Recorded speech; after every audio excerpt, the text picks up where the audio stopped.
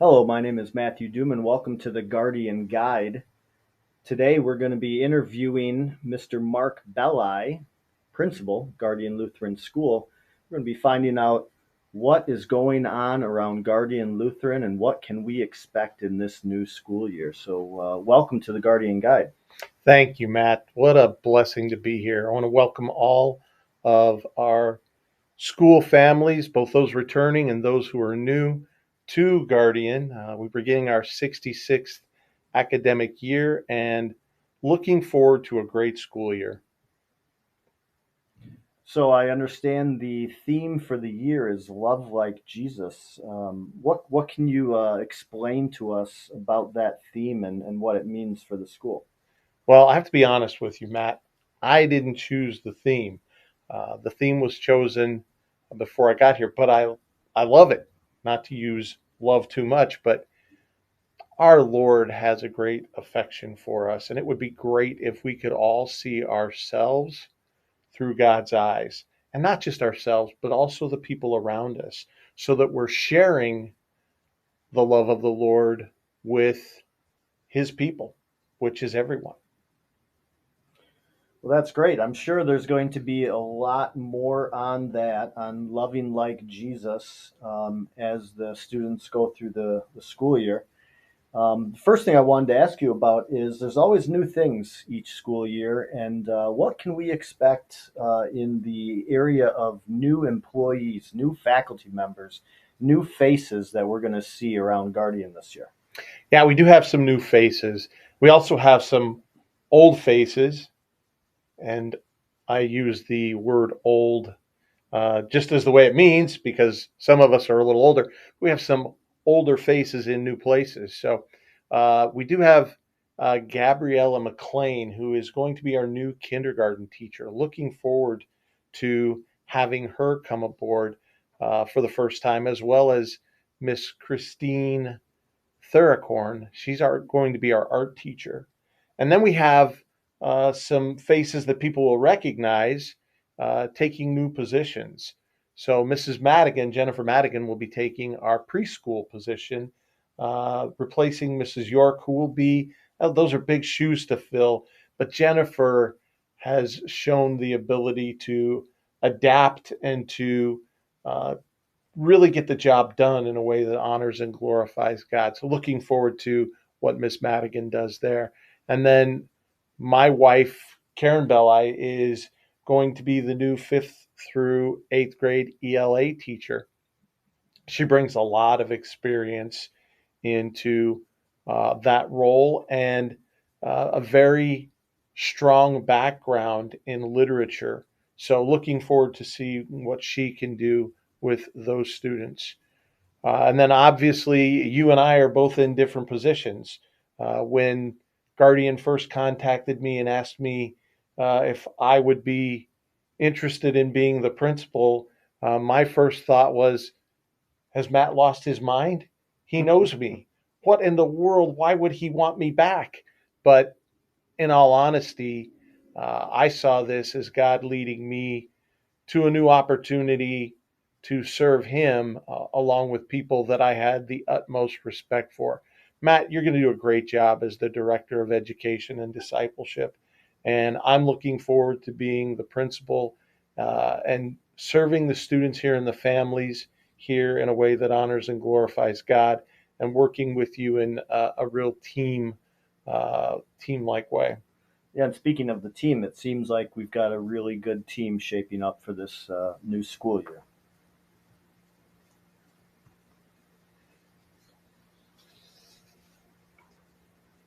So with these new people in new places and new teachers that are on board, I can see that we have some bios to give us a little bit more information on each individual.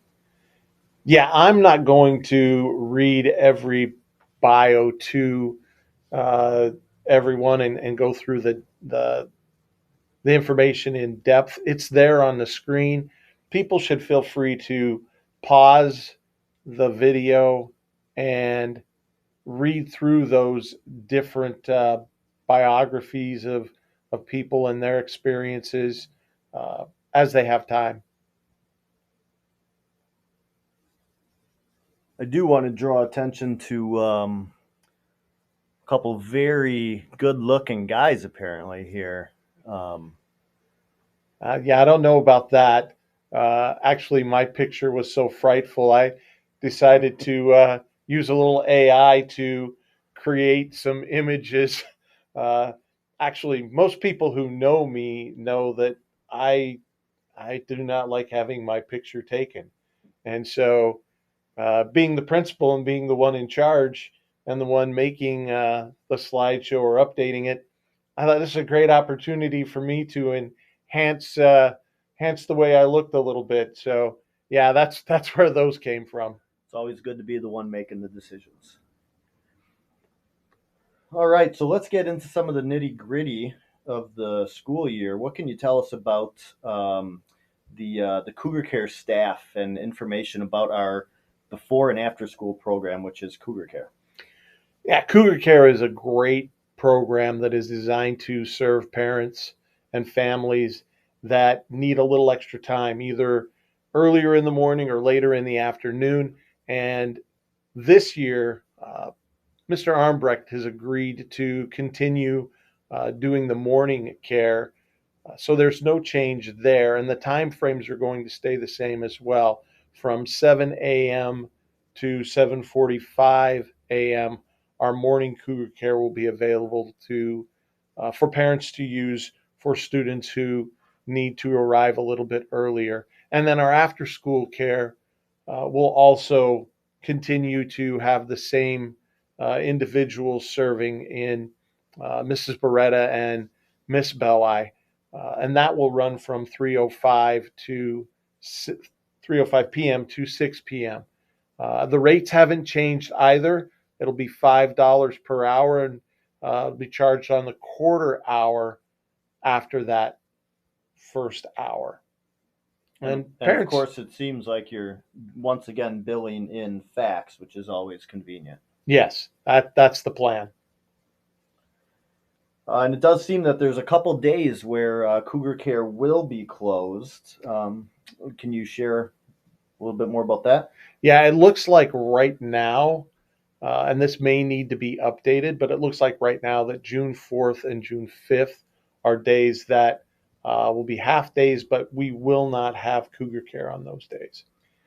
And that's a pretty standard policy when we have half days. Is there's usually not afternoon Cougar Care. So what you're saying is, if there happens to be another half day placed into the calendar somewhere, there could be another day where Cougar Care is not available. That's exactly right. Uh, those half days have specific purposes. Those afternoons have specific purposes where we may need staff to be involved in other things. And so we do not offer Cougar Care on those days.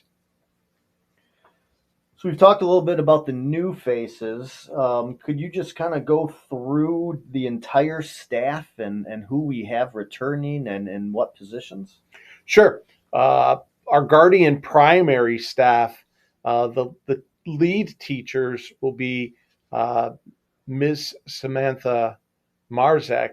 She's our beginning preschool teacher, and she is fantastic, very talented, very gregarious. I think parents are really going to enjoy her. She does a lot of work with our drama program. Very, very excited about having her continue in that role. Jennifer Madigan, Miss Madigan, is also working with our preschool. She'll be the preschool teacher this year, taking Mrs. York's place. We're thrilled again to have her doing that. The aides in all of the preschool, Mrs. Oberly and Mrs. Miss Cook, Mrs. Ayub and Vangle, Miss Vangle, uh, they do a fantastic job. And I think, if I'm not mistaken, Mrs. York is also planning on doing some work as a preschool aide. So we're looking forward to that. And then, of course, we have Mrs. Liggett, who is our preschool administrator, that she just does a fantastic job. She plans thoroughly. She's very invested in helping our students grow where they're at and encouraging them to do new things, sometimes hard things, but things that they'll need to do in order to continue to move forward and really enjoy the wonders of God's creation that we explore here at Guardian Lutheran. And then finally, our new kindergarten teacher, looking forward to working with her in talking to principals that she has worked with. It seemed like they were very fond of her, thought she did an excellent job, and we're getting a really good, solid teacher. Yeah, she seems to have a really good reputation out there already, even as someone who has not even stepped into the classroom for her first day yet. So yeah, that's exciting to have her. Right, and she's got two experienced aides working with her in Mrs. Beretta and Mrs. Powers. And I know that if she ever comes up with questions, they're going to be great at giving her assistance and helping her in getting the things done that she needs to get done, as well as she has another former kindergarten teacher from Guardian here on staff who will be her mentor. That would be Mrs. Belli. Now, in our elementary staff, all of these teachers are returning from last year, and they do a fantastic job. Mrs. Collins and Mrs. Lindenfelser are first and third grade teachers. They also are acting athletic directors, and they put in a lot of time and work with their classes, but they also give a good deal of time to their positions as athletic directors. So you can count on your kids if you have students in their classes uh, being guided and coached and encouraged in all the right ways. They're just two fantastic teachers. And I can say the same thing about Miss Redeman, our second grade teacher. She does a wonderful job of encouraging her students and guiding her students. I haven't personally worked with Mrs. McAllister yet. I'm looking forward to that. I've had some great conversations with her, and I've found her to be very willing to uh, go along with some of the changes that I have planned for Guardian. So I'm excited about what she brings to the table. How about our middle school staff? Yeah, there again, I'm not going to spend a whole lot of time talking about Mrs. Belli. You can see she has some great qualities that she brings uh, with her background, as well as she has a music background. So she'll be our bell choir leader for that middle school group as well. And she has a lot of experience, not just working as a member of a bell choir, but leading bell choirs, both at a school age as well as an adult age. So she brings a lot to the table there, as well as her academic background and her ability to teach ELA. And then we have Mr. Armbrecht. He's fantastic.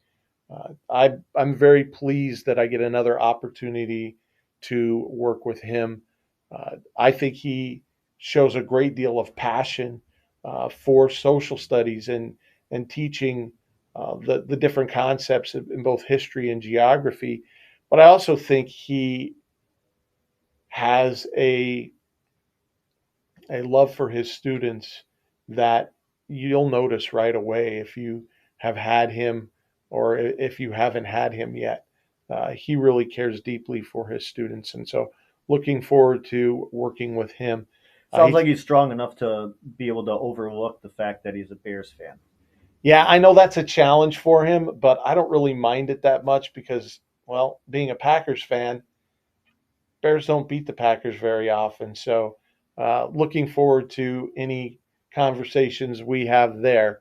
Uh, he's also taking on some of the IT responsibilities that Mrs. Madigan had last year. So he'll be a contact person for that. And then Mrs. Barris, she is someone who may look a little bit like she's uh, diminutive, but she leads science in a big way. She has a passion for science and for teaching science in a way that honors and glorifies God that I personally appreciate. I've had the opportunity to work closely with her as the fourth grade teacher and trying to make sure that when I was the fourth grade teacher here, I was getting my students prepared for what they were learning. So we often would discuss what was going on in fourth grade to make sure they were prepared for fifth grade, and then what they did as fifth graders, always, and not just fifth graders, but all through the middle school.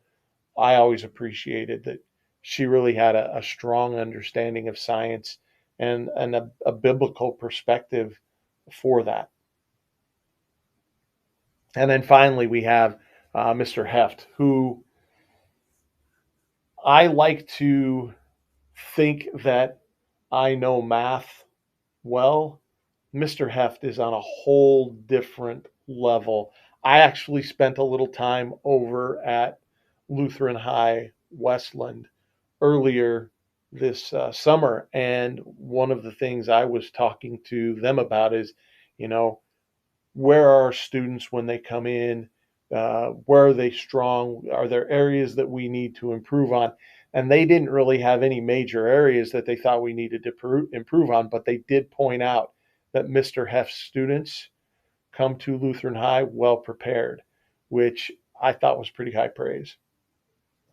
That's always good to know that we are preparing our kids for the next level, for success on that level as well. And of course, all of this, everything that happens at a school, needs a whole lot of support. And so, what can you tell us about our support staff? We have an excellent support staff. Mrs. Andrews uh, does a lot to keep things running smoothly on a day to day basis. She knows what her role is. She knows what things she needs to get done, and often she knows what things I need to get done. So she's directing me in some of the things. If I'm a little bit tardy or missing something, she'll go, "Hey, what about this, Mr. Belli? Have you got this done yet?" So I get a lot of encouragement and support from her. And then, of course, Mrs. Hodges is phenomenal. Anybody who knows me knows that there are a couple of things that I really enjoy other than sports. I enjoy cooking, I enjoy eating what I cook, and I enjoy driving. Well, Mrs. Hodges, I have often gone to for ideas about recipes. She is fantastic, and the meals that your children will be getting here will be top notch. Well, and I don't know about you, but I've been craving one of her chicken salad sandwiches since we left school in June. So that's something to look forward to. They are pretty amazing. I know those are a favorite of mine as well as Mrs. Belli. So yeah, I completely agree. And then Mrs. Husby, if you haven't met Mrs. Husby, you really need to take the time to introduce yourself.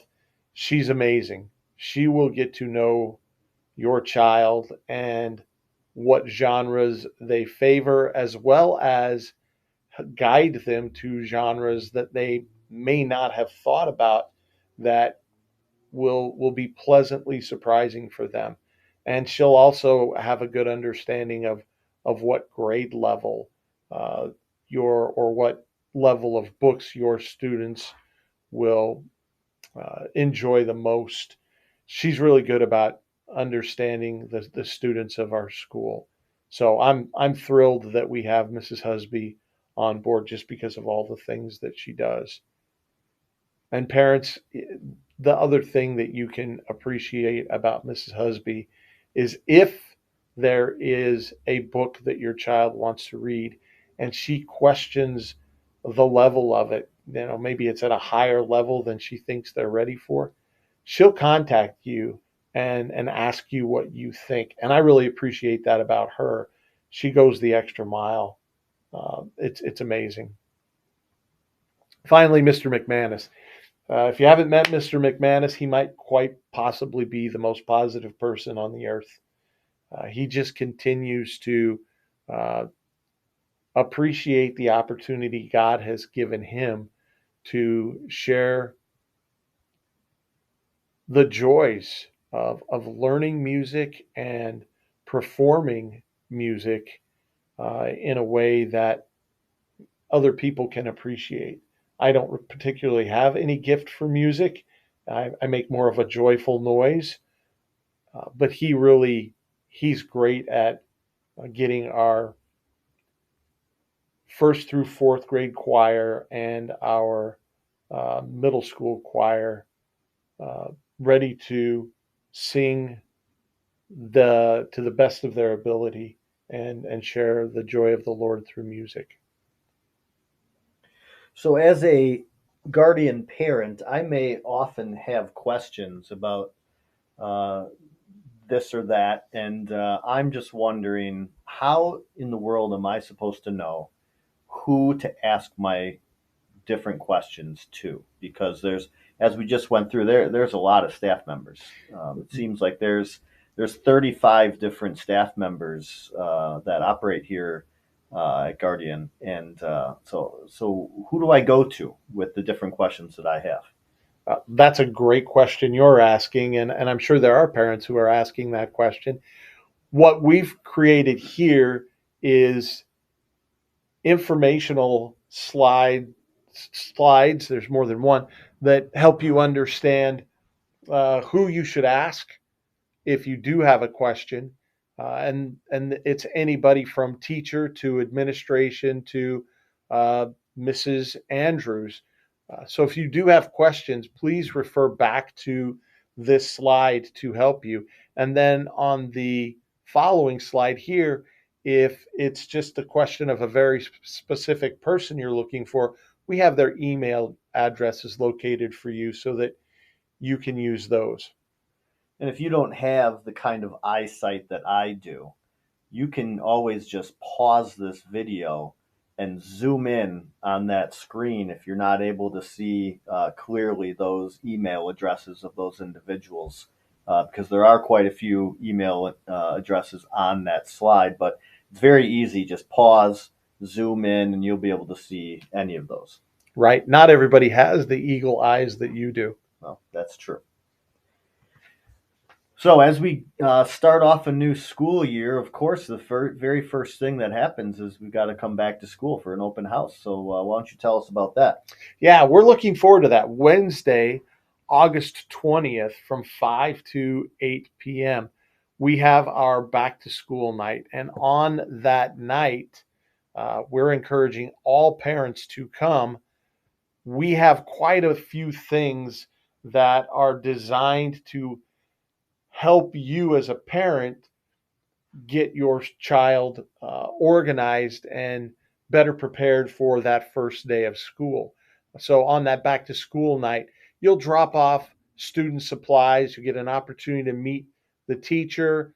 Uh, you'll be able to pick some things up in the gym, as well as possibly do some uniform exchange with no cost to you. I know uniform prices can be pretty challenging these days, but at our back to school open house, the PTL will have some uniforms available that you can trade a smaller uniform that your child maybe has outgrown for one that they will fit into. So that can be very helpful.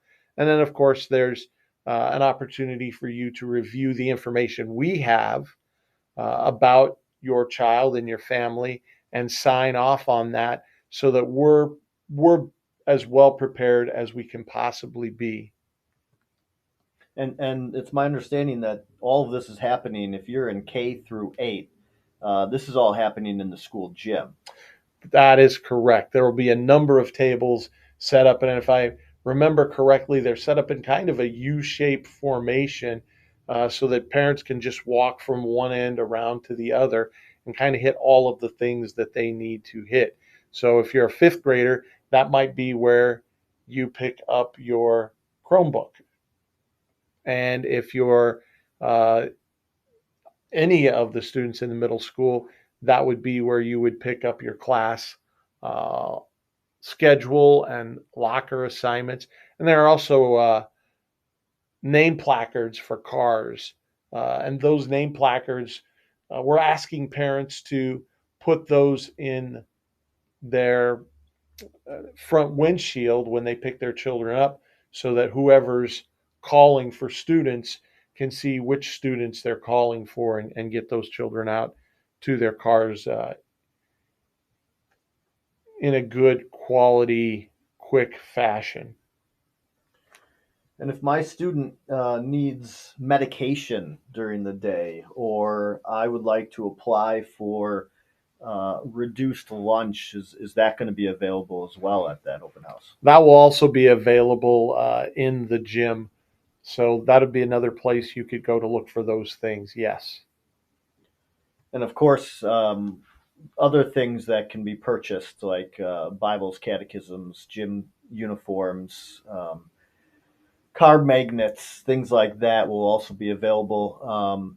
And one thing that I also want to point out is we've talked about K through 8 being in the gym, but early childhood, they're coming on this open house as well. But they're going to be over in their classrooms. Isn't that correct? That's correct. The early childhood. If you've got somebody in the preschool program, uh, you will definitely want to go to where their classrooms are to find the things that you need to get them ready for that first day of school. I know we already talked about that uniform exchange. I believe the PTL is also putting on an ice cream social. Is that true? That is correct. That is happening, and I believe that's happening down in the fellowship hall where you'll be able to, after you've finished your business, take your child down there. It's free ice cream. I have a hard time saying no to free ice cream, so you'll have that opportunity to go down there, and it's a time for fellowship as well. This is really a full building event. It seems like if you're K through 8, you're going to spend some time in the gym, probably also in the classrooms, in your locker, down in the fellowship hall for a little bit of ice cream. This is one thing that I don't know that parents always take full advantage of this back to school open house. I can tell you, my daughter will be bringing her backpack on this day so that when she gets here on the first day of school, she's going to be walking straight in those front doors into her classroom with nothing in her hands because she will already have dropped off her backpack and all of her supplies during this open house. Yeah, and I think that's a huge advantage, and I think it relieves a lot of the anxiety that students may have on that first day because in many cases they've already met their teacher. And if they've gone to the ice cream social, they've probably seen some of their friends. And so some of the anxiety that can come along with it's the first day of school has been relieved. And so it just gives students an opportunity to start on the right foot. So that's Wednesday, August 20th. And then the very next day, Thursday, August 21st, is our annual middle school orientation. Who's that for, and what should they bring or not bring? I'm glad you asked that question. We are looking forward to meeting with all of the middle school students. So, fifth through eighth grade students, they all need to be present. And we need the fifth graders to bring their Chromebooks with them and a notebook. They also need something to write with because we're going to be sharing information with those fifth graders to help them be better prepared for that first day of school, even beyond what we did at the open house. Because there's a big transition, as you know, in going from the fourth grade to the fifth grade. Now they have classrooms that they have to move to on a regular basis daily. So they might have an ELA class in one room and they'll have a math class in the next room, and they've got to get into the habit of knowing which class and what their schedule is, where they're going, as well as what some of the procedures are. So that day, the those students will actually get to run through kind of a mock of what their schedule will be to again relieve some of that anxiety that could take place on the first day. 6th through 8th grade, we just need them to come. And we need them to come because as a new principal, there are some things that I'm going to have them do that are going to be different. They'll notice probably right away they don't have any locks on their lockers, and I'll be able to explain why that is and what my thought process is, as well as give them some direction on what my expectations are. So we're looking forward to meeting with all of them. And then we'll probably have some time outside with the 6th through 8th grade where we play a game. So they should come in probably some comfortable clothes that they can run around in. And of course, it doesn't sound like dress code. It sounds like they can be in comfortable clothing. No, I think that's a great point. We aren't coming dressed for the first day of school. Wear some comfortable tennis shoes that you can run around in and some comfortable clothing because you will most likely get a little bit hot and a little bit sweaty. So you mentioned the first day of school. Why don't we go through some of those details of what we can expect for that first day? Sure. So on that first day of school, uh, if you are not in our morning cougar care, the doors will open at 7:45 a.m. So all students will be welcome in to the building to go to their classrooms at 7:45 a.m. That first class begins at 8 a.m. And so anybody not here in their seats ready to go, not at their locker, not in the hallway, I mean ready to go at 8 a.m., they'll be marked tardy. And that's important because things are changing as far as our tardy policy. And I'll have more for that for parents in general at another time. But students need to be in their seats ready to go at 8 a.m. Then at 8:30 a.m. we have our opening chapel service. And parents, you're welcome to come to that service. We'd love to have you join us for chapel on Monday, the 25th at 8:30. And then the day ends at 3:05. It's a full day of school. We'll dismiss in our normal process. There will be some changes again that you will note, and I'll get to those in a minute. Our procedure will be a slightly different. The changes that we've made won't necessarily be big changes, but they should help you keep our students and our staff a little bit safer. And then finally, Cougar Care is available on that day. So it's a full day of school with some very specific things that are going to take place. And you mentioned that the opening chapel service is at 8:30 on that first day of school, and I'm assuming that we're going to be talking a little bit about our new school year theme of love like Jesus.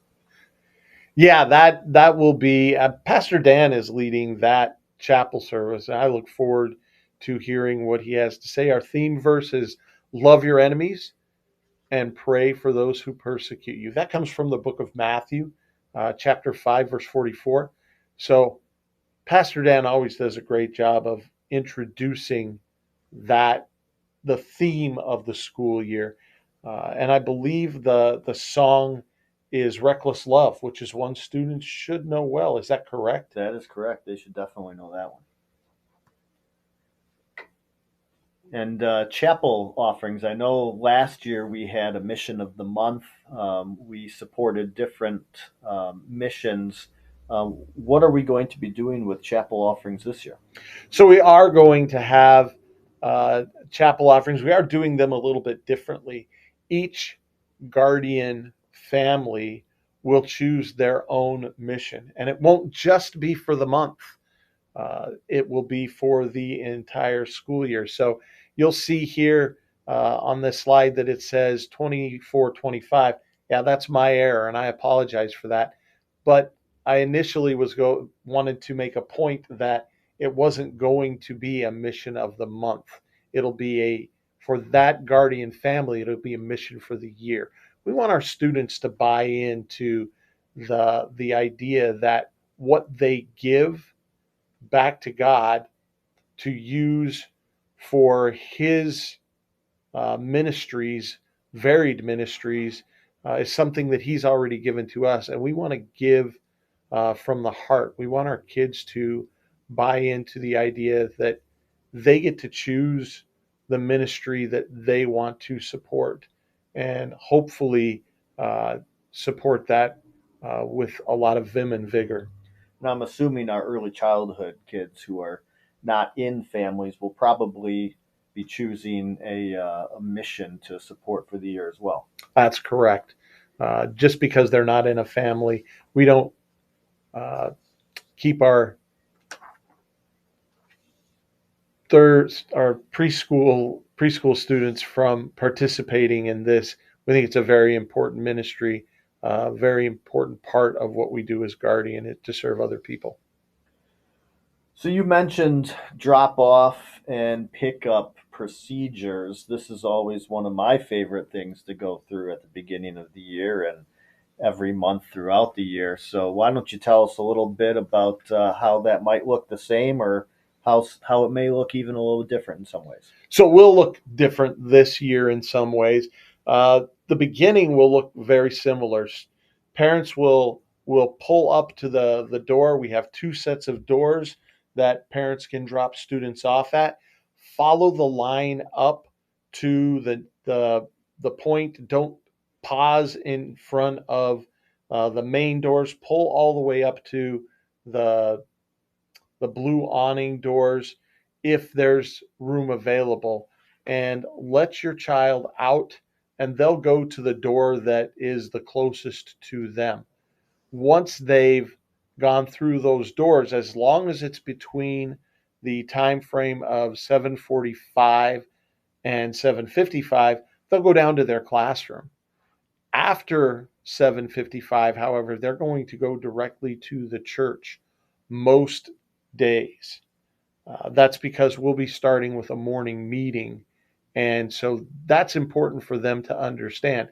They may be directed to go down to their classrooms, but if they're here from 7:55 to 8 o'clock, they're going to be directed to go directly to the church.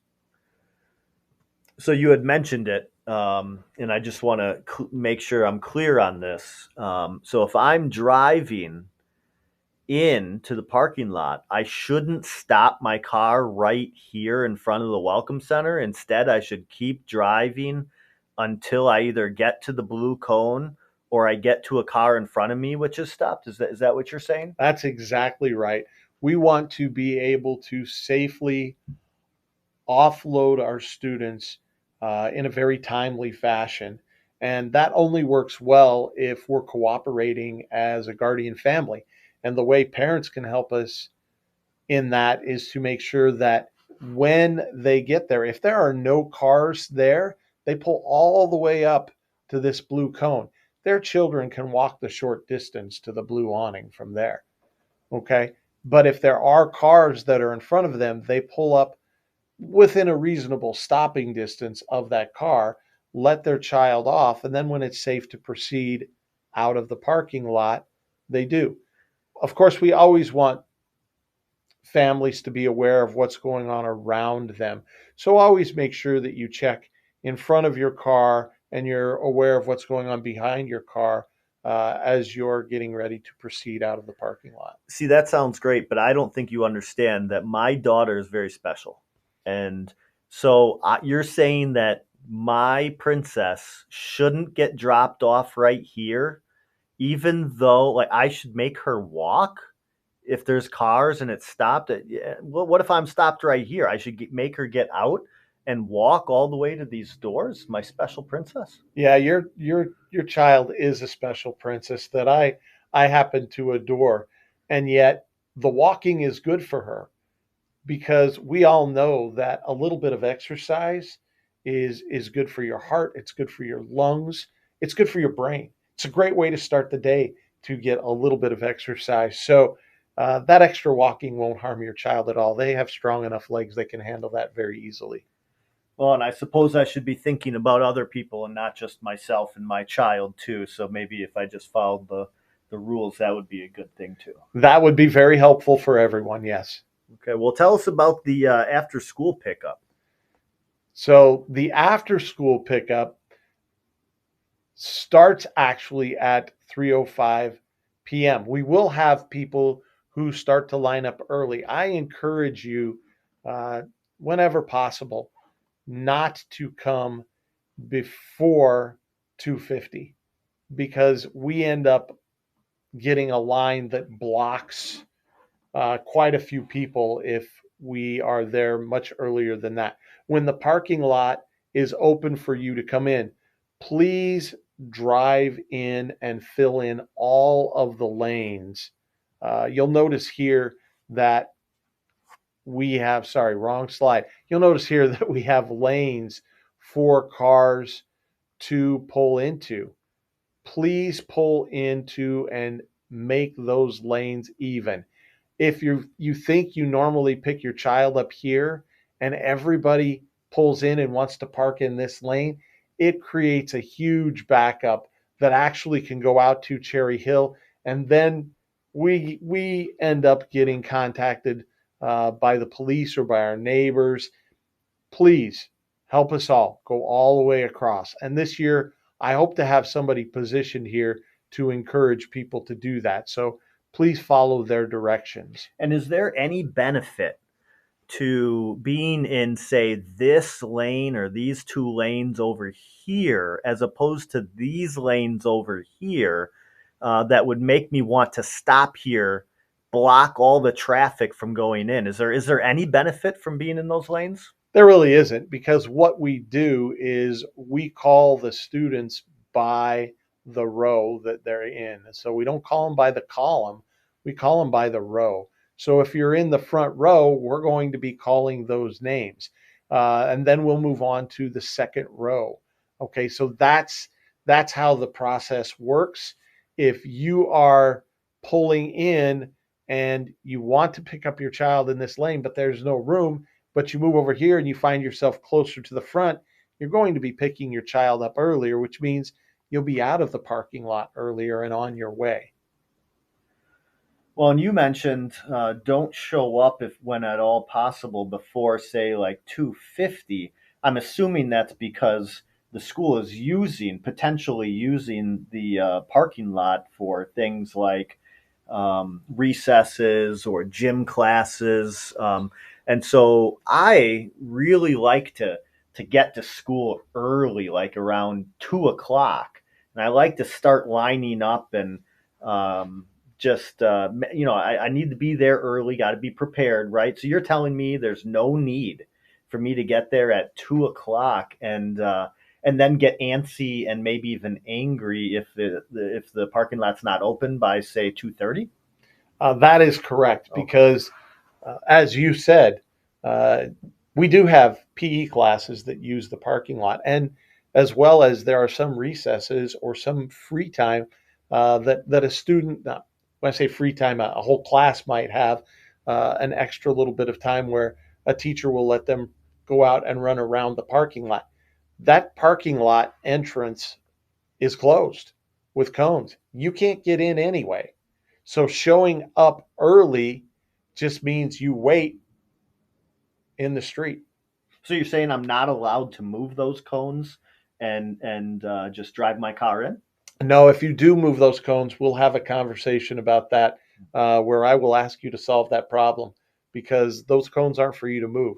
We have designated people on staff who are allowed to move those cones. So, no, parents are not allowed to move those cones at all. So, is there anything new that we can anticipate with this pickup procedure? Maybe a giant stop and slow sign. Yeah, actually, there is. We did purchase a stop and a slow sign. Stop on one side, slow on the other. And if you are looking at the sign and it says stop, that means you should not be moving, even if your child is in your car, because we still have staff and students who are moving to vehicles.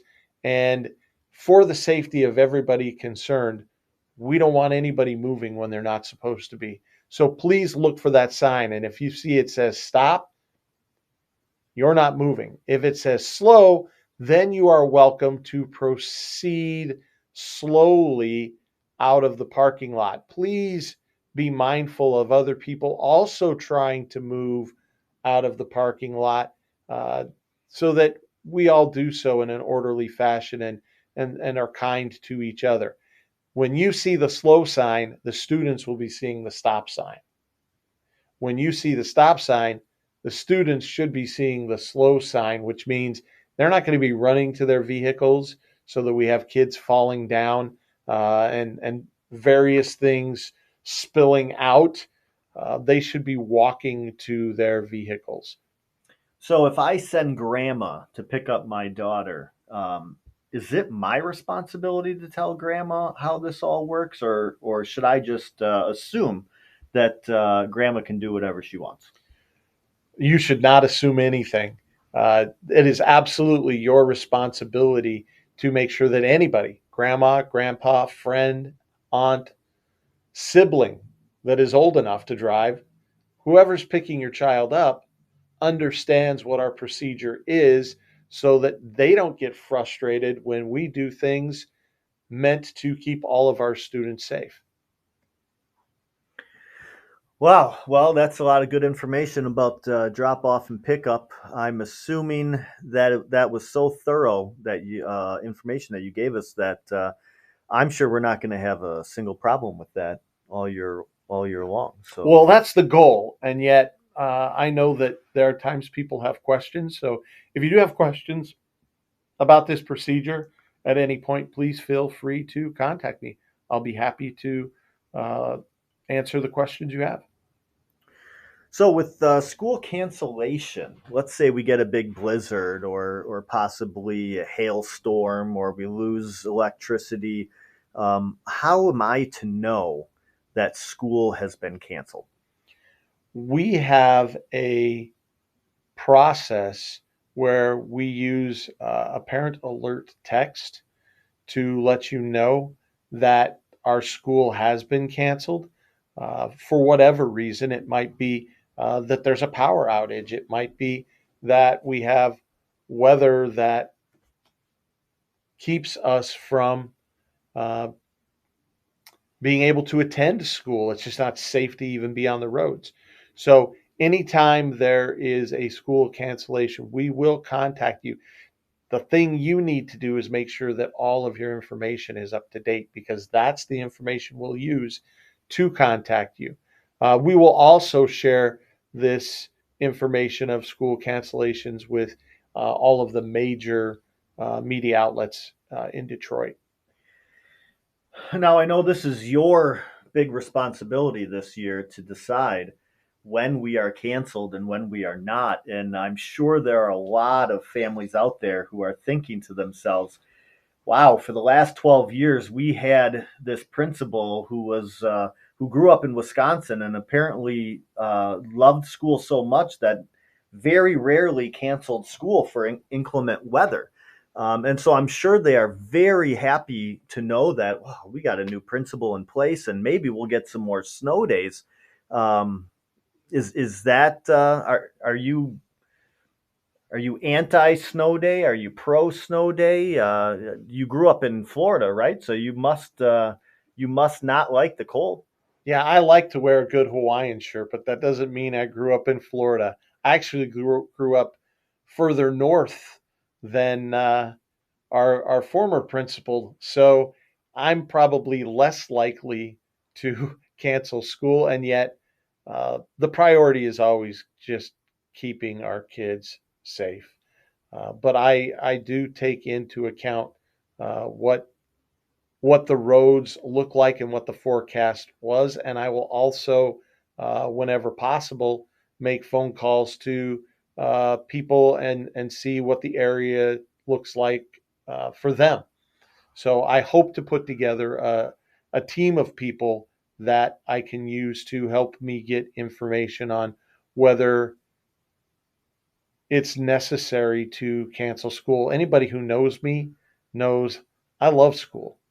It's one of my favorite places to be.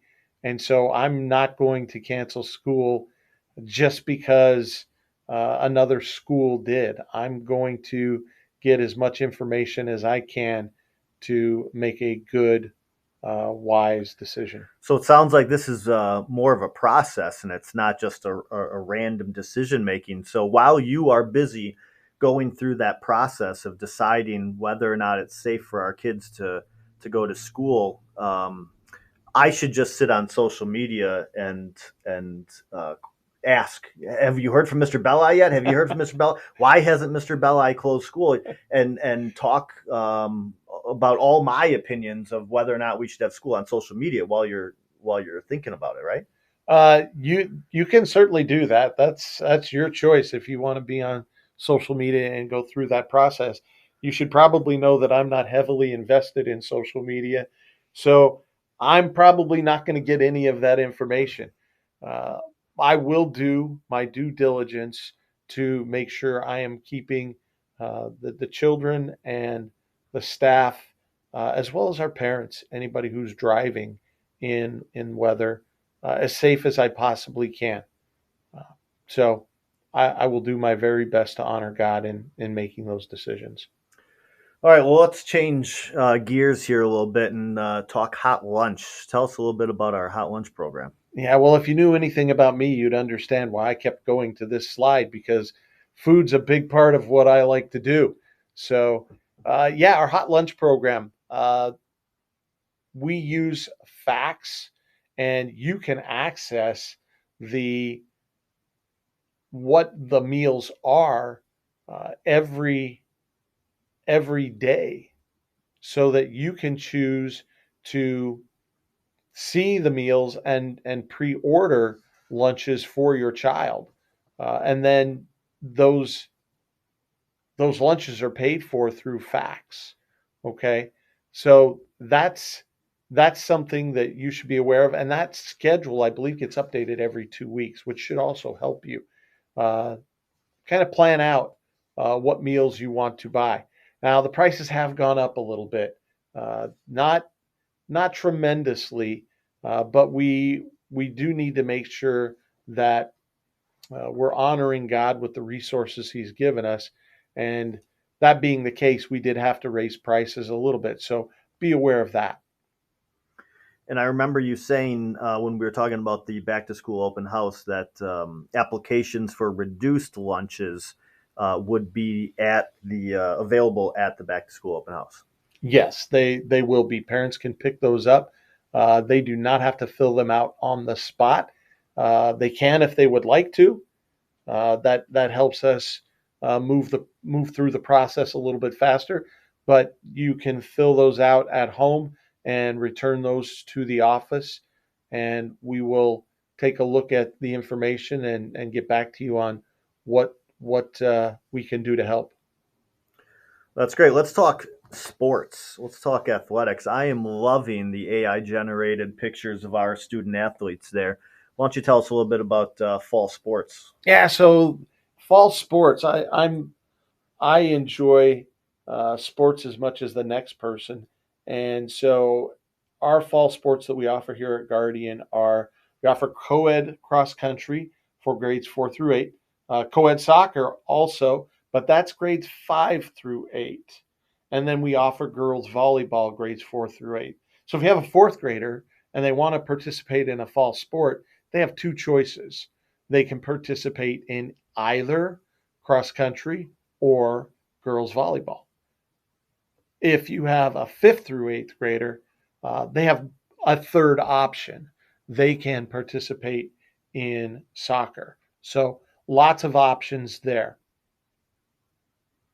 And in order for my child to participate, I see that you say there's a sports permission form, then, and of course the biggest one, which is that having that up to date physical on file.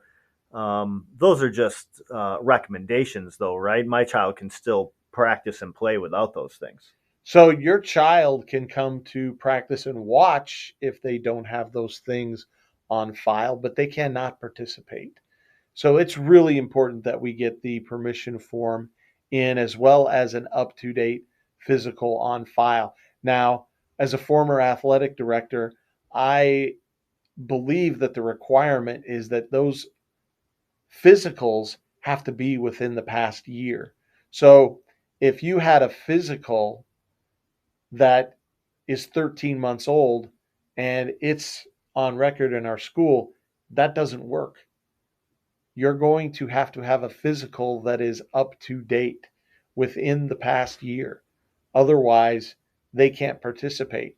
So let's say you got a physical in January. That physical is good from January to January. Once we get into the new year, if they don't get another January physical, they can't participate. So the best practice is generally to try and get those physicals done in August and before school starts. And sometimes I know insurance can be, um, they can stop you from getting them until your full year has been up. But from experience, I know that if you go to an urgent care, you can get your child a physical at any time. Yes, I believe that is correct. That's my understanding as well. There is also that parents, you should be aware of this. There's a sports fee that comes along with each sport. So anytime your child is participating in a sport, in the fall it's $50. In the winter it would be an additional $50. So be aware of that. So we're talking about physicals. We also have shot records and things like that. Who needs to make sure that they have that stuff up to date? There are, if other than the athletes, so athletes obviously have to have those physicals. If you're not participating in a sport, uh, any early childhood student has to have a physical on file. Kindergartners have to have a physical, and seventh graders have to have a physical, and then any students who are new to the school. So even if you had a physical last year, but you're coming to Guardian from a school that was 70 miles away because you were in a different city, you have to get a new physical. And that's the same thing is true for up to date immunizations too. The early childhood, kindergarten, seventh grade. Those are the years when the state actually checks to make sure that you are up to date. So those individuals have to make sure that they're up to date as well, right? That's correct. And I want to make this abundantly clear. This is not a Guardian policy, this is a state law. It's not optional. You have to do this. So I've heard good things about the C3 ministry, which is the compassion arm of Guardian, the Compassionate Cougars Care.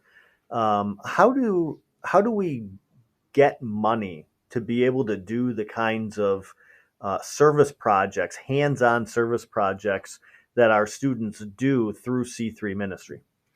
That's a great question.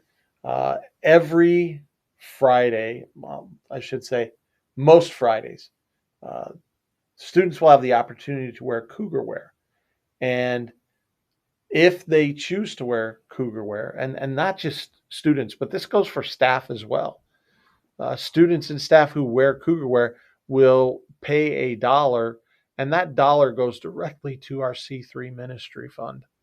And then they can dress down in what is the school approved cougar wear and enjoy the a little bit of a different look, but also help fund some ministries that we have going on later in the year. So I invested this summer in a cricket, and so I can create all sorts of t-shirt designs and things like that. So I'm assuming when you say cougar wear, that I can just create my own cougar wear at home, and my kids can just come in with whatever I make, right? Crickets are great tools. but having a Cricut doesn't mean that when you create anything that is Guardian, that is considered cougar wear. Cougar wear is clothing that is very specifically designed and created and distributed by Guardian Lutheran School. You aren't capable of making your own cougar wear. You may make something that looks very close, but if it's not specifically distributed by our school or by the different outlets that we have making our cougar wear, it's not cougar wear. And therefore you can wear it, you just can't wear it on a cougar wear day. And I assume that's because you want to protect the brand and the marketing of the school, not just have any old logos and colors and things like that used. That's exactly right. When our students are here and when they're outside of our school and they're wearing their Guardian wear, it reflects on our school, and we want it to be good quality uh, products that demonstrate who we are. So how can I go ahead and purchase cougar wear then? So you can purchase cougar wear on our website. And so if you go to the GLS Life section and scroll down, you'll be able to find what you need to access cougar wear and find the different things that you like and that fit what you want. I'm pretty sure I've seen advertisements on Guardian's social media as well for different sales that happen throughout the year. That is correct. You will see those and back to school, and often they'll have a percent that they'll give you off on those special occasions. So you can look for those too. And it's looking like we've got the back to school sale, which starts tomorrow. So use your phone there and scan that QR code. That would be a great way to get started. Now, I know that there are often at schools different mandatory programs that need to be done. I know that at Guardian that means script and it means volunteer hours. You want to tell us a little bit more about that? Sure. So with Script is uh, they provide gift cards for us. If you go to the school, uh, you can either order something off of our Script lists, or in many cases, you can pick it up right at the school because they'll already have some on hand. And each early childhood family needs to be able to produce $50 worth of profit for our school. That's part of the mandatory fundraising that we ask our parents to participate in. If you're a kindergarten through eighth grade family, that profit is expected to be $100. So please take advantage of Script. I use it for groceries. I use it for uh, gasoline. I also use it to uh, just give gifts to family and friends. Yeah, I love script because unlike other fundraisers where kids want you to buy stuff that you're never going to use, um, script is, you're already buying groceries, you're already buying gas for your car, and it's just getting those gift cards from this source to be able to pay for it. So you're not actually spending money that you wouldn't already be spending. The other thing is with script, I love the fact that once I hit that $100 or $50, whatever my mandate is of profit, um, I am incentivized to continue to buy script because I get 50% back everything above that mandated amount. So if I end up getting $200 worth of profit for Guardian, I'm going to get a check for $50, and that's, again, that was something I was going to spend. That was money I was going to spend anyways, and now I'm spending it and I'm getting money back. So it sounds like really good fiscal responsibility here to be able to spend money in a way where you're going to get more money back. Yeah, it can really be a huge bonus for parents. Uh, it's a little bit like wanting to get your tax return back early and finding out that when you do get it back, hey, there's an extra amount of money in there I wasn't expecting. So that's always a pleasant surprise when you get those kinds of things. And what about the volunteer hour requirement? So that I am not as familiar with.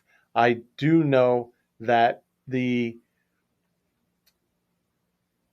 each family is expected to volunteer 15 hours doing something for the school. But Matt, you probably know a little bit more about that than I do. So I'm going to ask you to share your wisdom. Sure, yeah. And if you're a single parent, it's just 10-hour requirement.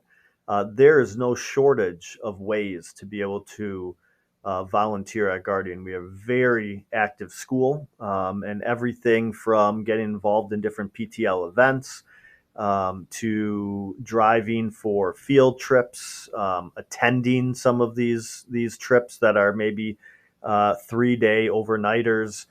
There's lots of ways to get involved. So accumulating 10 or 15 hours of volunteer time is not difficult.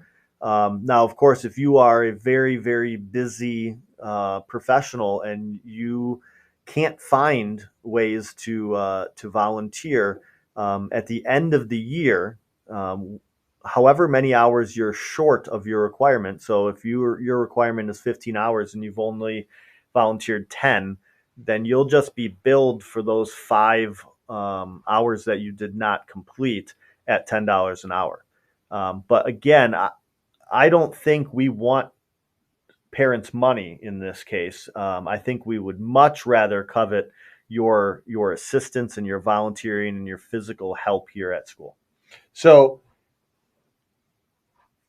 because I was a teacher here and not a parent, am I understanding that this is only 15 hours per family, not per child? Correct. If I've got 3 children in Guardian, it's still only 15 hours. It's not 45 hours. Okay. So it's 15 Okay. hours per family.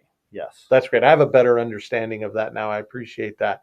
Uh, is there anything else regarding volunteer hours? So I guess if if I'm struggling to get hours, can I call a teacher and say, "Hey, do you have a bulletin board that I could help you with, or uh, do you have spelling papers I can grade?" Is could that work even, or not really? Well, it's worth a shot.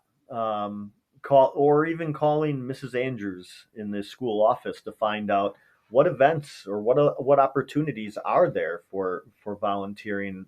There are probably more opportunities than what you're aware of, and so contacting someone who might know that, whether that's a teacher, a principal, administrator, Mrs. Andrews in the school office, that would be a great place to start. And of course, how do we know that you've actually done these hours? Well, it's because you go into your fax account and you log your hours in your fax account. For instance, if you coach, and so you probably will easily get your volunteer hours if you volunteer to be a coach. You still have to go in and log those hours in fax because whoever is printing off that report doesn't necessarily know that you were a coach. And so you may get a phone call or a bill later in the year because it seems like you didn't do any volunteering because you didn't log any hours, but in fact you did. So it'd be just very helpful if you can make sure go into fax, log your hours. That's great information that I had no idea about. Thanks, Matt. I appreciate that. I'm much more clear about volunteer hours now. What else do we need to know to make a smooth transition into the school year? So the tardy policy, medications, uh, things about your child getting a Bible. Those are all things that are kind of under miscellaneous. Tardy policy is changing, and I do have a misprint here that I need to make you aware of. We do expect students to be ready to go for the day at 8 a.m. That means in the classroom ready to go. And it says here 12 days of grace. That's actually 10. And then after 10, that 11th tardy, you'll be charged a late fee. So parents, you need to be aware of that. I apologize for that misprint. I'll see if I can get that corrected pretty soon. Medications. If you have any medications that your child needs to take during the day, those have to be brought to the school office.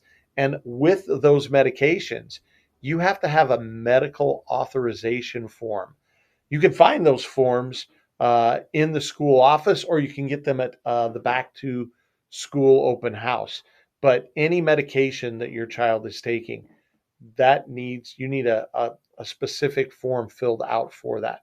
And then one of the great things that we do here at Guardian is we give out Bibles to all of our second grade students. It's an ESV Bible. It's free. There's no charge. It's part of what we do for our students. And then any student who's new to the school also receives a brand new Bible. So we're pretty excited that we get to do that. And finally, if you're a fifth through eighth grader, make sure you're charging that Chromebook at home before you come to school, because the expectation is when you come in at 8 o'clock in the morning, you're ready to go. Part of being ready to go means your Chromebook's ready to be used. I know I had a meeting today that involved me taking my laptop outside of the school. I made sure my laptop was being charged last night before I went to bed so that when I woke up this morning, it was ready to go. And I still haven't had to recharge it. Cougar Capsule. Parents, be aware that we email out our Cougar Capsule. That's kind of like our school newsletter, where you'll find a lot of different information about not just what's going on, but what is going to take place. So look for those Cougar Capsules. They're emailed out every Tuesday. We also have a calendar that shows the events. Google Calendar is on the website. You can also get to it through your family portal. Yeah, and that's a very key piece of information, because the Google Calendar is always up to date. And so you might have a older version of the school year calendar in print form, but something happened to have changed at some point, and so that might not be 100% accurate anymore. However, that Google Calendar is always kept up to date. So if you have any question about things that are coming up, it seems like the Google Calendar on the website, or as you said, found through the family portal, would be the place to look. Absolutely. And also, just be aware, parents, your children are going to need book covers for their hardcover books. Not for all their books.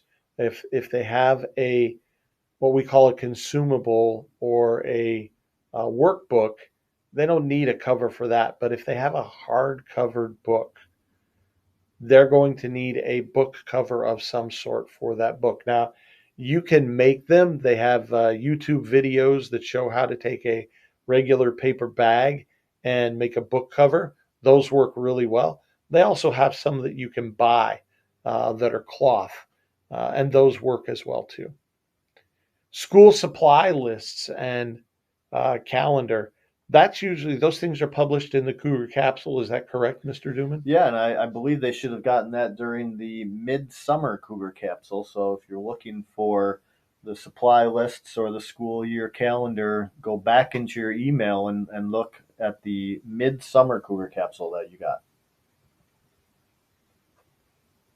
This is just an example of what our school calendar would look like. And you can see we've got September already up there so that you can see there are some soccer games and volleyball games already updated on this computer. So you can see that we have things planned out.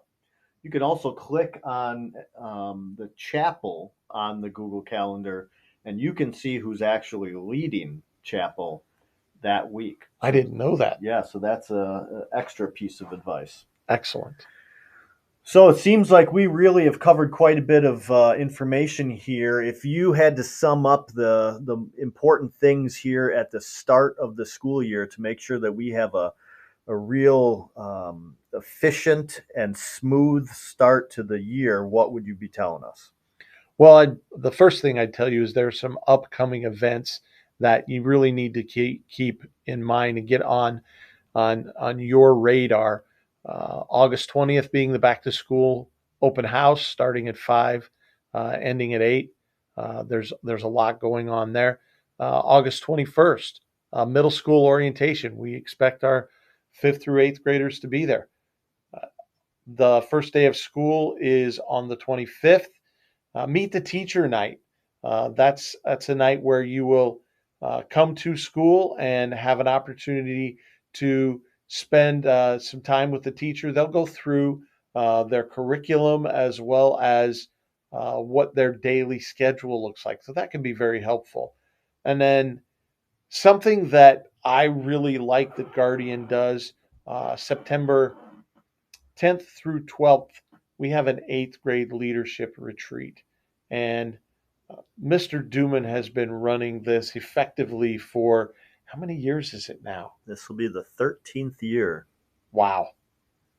13 years of leadership retreat. And I think the students that have gone on that have always come back and felt like they were better prepared to do just exactly what we want them to do at Guardian, be good Christian leaders. So looking forward to that. Uh, any last words that you have? No, I think this is great. One thing I would recommend is, again, the fact that this is a video means that you can pause, rewind, go back. This video can be a great resource to you as a parent throughout the whole school year. If you have questions about different things, I would reference this video first, because there's quite a bit of vital information. And one thing I would draw attention to, the Meet the Teacher night on August 26th, that is a K through 8 night. So if you only have an early childhood student, that Meet the Teacher night is not for you. You're actually going to be meeting the teacher during back to school open house on the 20th. Great. Just to end, want to thank you as parents for trusting us as a school to share the wonders of God's creation with your children. We will do everything we can to keep your children safe and help them learn and grow in who they are. God bless your day. We look forward to seeing you on August 20th.